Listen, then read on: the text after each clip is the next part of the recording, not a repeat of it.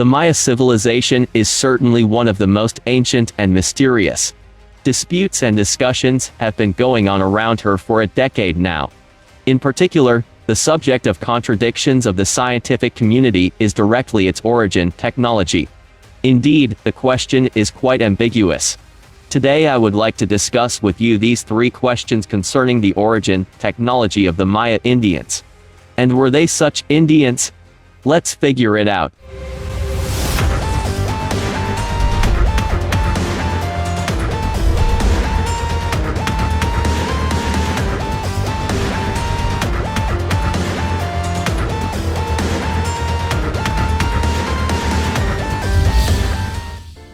And we would like to start our research with the official figures of the appearance and death of the Maya Indians, and this is how scientists assure about 2000 BC to 250 AD, that is according to official science, this civilization appeared about 4,000 years ago.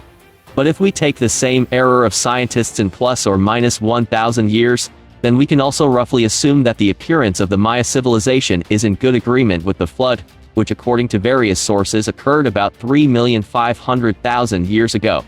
If we take this as a conditional given, then we will have a wider range of consistent, previously incomprehensible facts. So, as we learned from previous issues, the antediluvian civilization was well developed and possessed unknown technologies that excite the minds of even the most inveterate orthodox.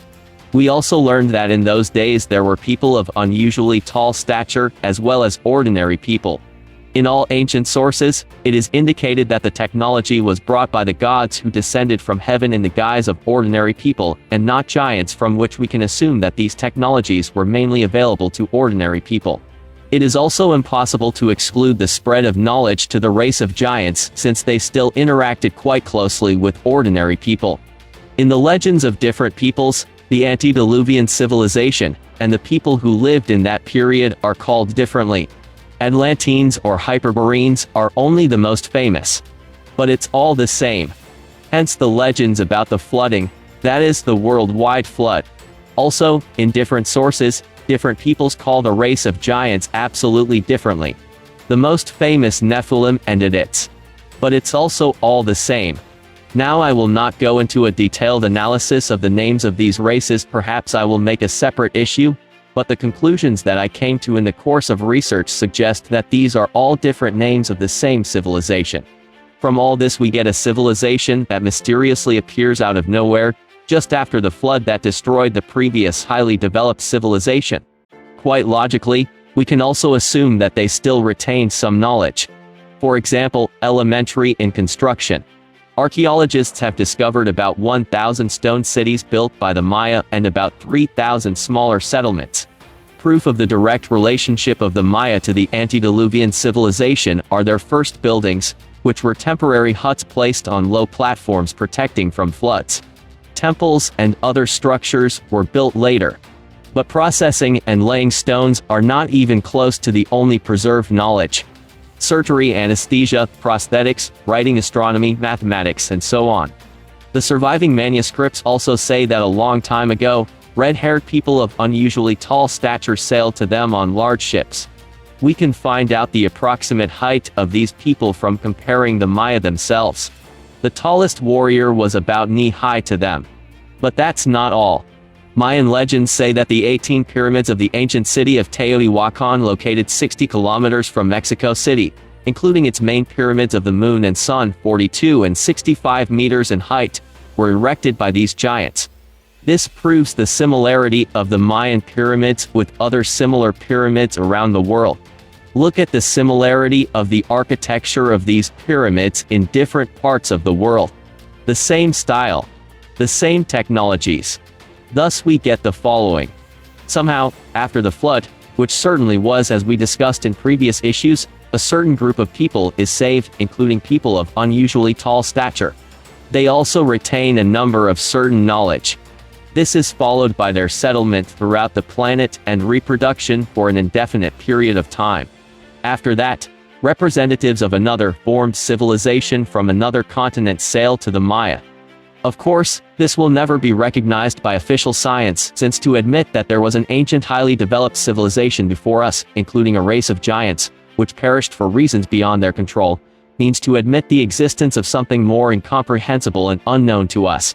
Change your understanding of the structure of the Earth in antiquity and modern science in general. I talked about this in detail in an issue called What Secret Knowledge Will Give Us. So, with the advent of this civilization, everything becomes more or less clear. Let's move on to technology. I will not tell you about the calendar and stone processing technologies. Everyone's ears have already been buzzing about this. The first thing worth noting is, of course, writing. It consisted of 800 glyphs or symbols. Each of them represented a word or syllable.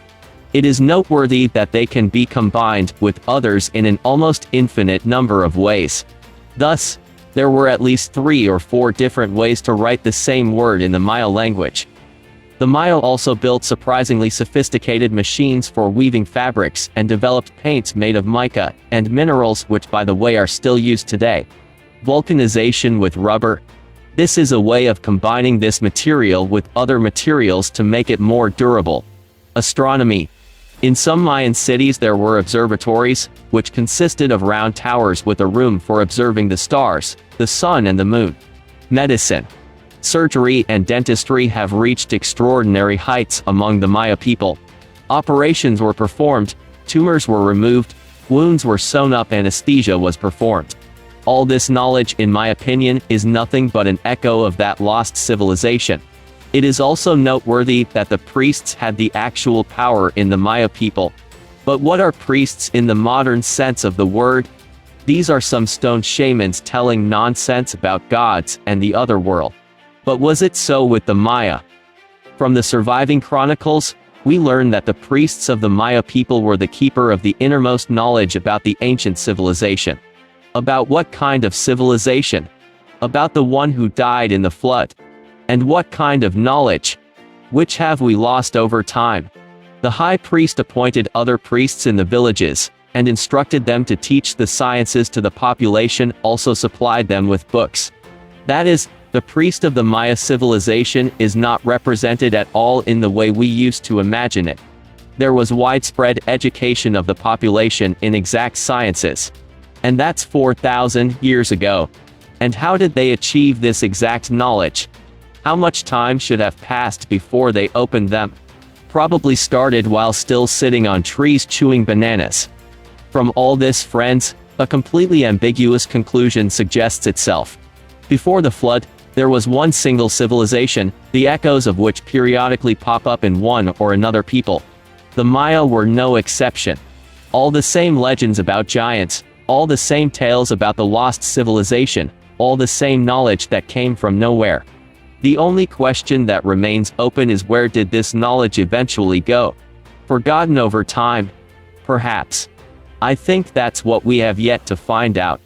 And Sergey Pogorelov was with you. Put likes if you liked the video, dislikes if you didn't like it. Leave your comments, and as always, subscribe to the channel. There are still quite a few interesting things in front of you.